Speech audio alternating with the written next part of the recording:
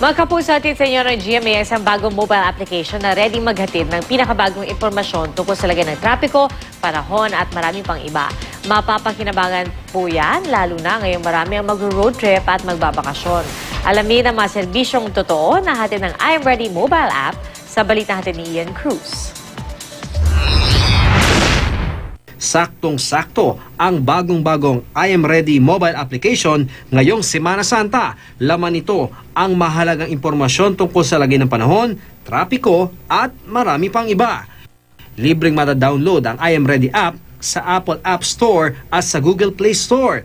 Gaya ng I Am Ready portal na makikita sa www.imready.ph at naunang na-launch noong Pebrero. Siksik ang mobile app sa mga impormasyong dapat niyong malaman. Sa pamamagitan ng I Am Ready app, pwede niyo nang ma-access ang aming road watch habang kayo'y on the go. Kung uulan o kung gaano kaintang panahon, makikita rin sa I Am Ready app. At bilang bahagi ng aming mas pinalakas na serbisyong totoo, iba't ibang mahalagang anunsyo rin ang makikita sa pinakabagong mobile app sa bansa.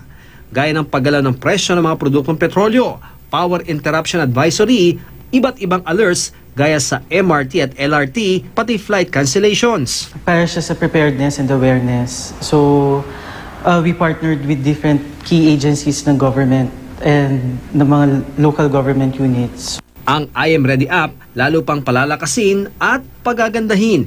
Since partner din natin ng MRT, partner din natin ng LRT, ang SLEX, PNR. So ilalagay din natin dito yung mga data na makukuha natin dun sa mga key partners natin. Impormasyon ang susi sa pagiging prepared at safe ng ating mga pamilya.